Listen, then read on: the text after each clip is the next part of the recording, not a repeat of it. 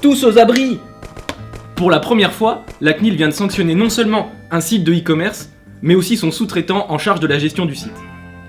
Les autorités ne font plus de quartier pour faire régner la sécurité.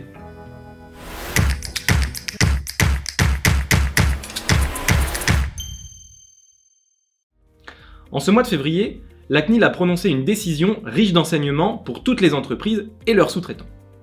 Revenons tout d'abord sur les faits. Une entreprise de e-commerce, ici le responsable de traitement, a subi au cours des derniers mois des cyberattaques sur son site web dont la gestion était confiée à un sous-traitant. Après enquête, l'autorité a décidé de sanctionner les deux entreprises pour manquement à leur obligation de sécurité.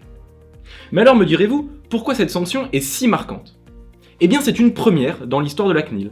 Jusqu'ici, seuls les responsables de traitement étaient sanctionnés.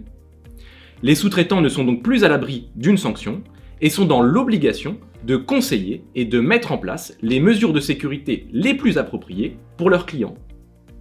Cela ne dédouane pas pour autant les responsables de traitement qui, comme le prouve cette sanction, restent responsables de la sécurité des données de leurs clients et doivent piloter la prestation de leurs sous-traitants en ce sens.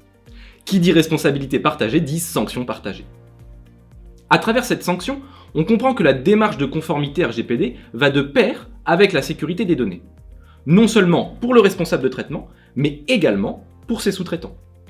N'oubliez pas de tester et de renforcer votre sécurité, ainsi que celui de vos sous-traitants, pour protéger les données de vos clients.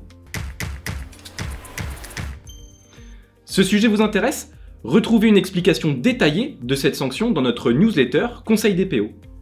Ce mois-ci, seront également abordées les nouvelles avancées sur le règlement e-privacy en matière de communication électronique.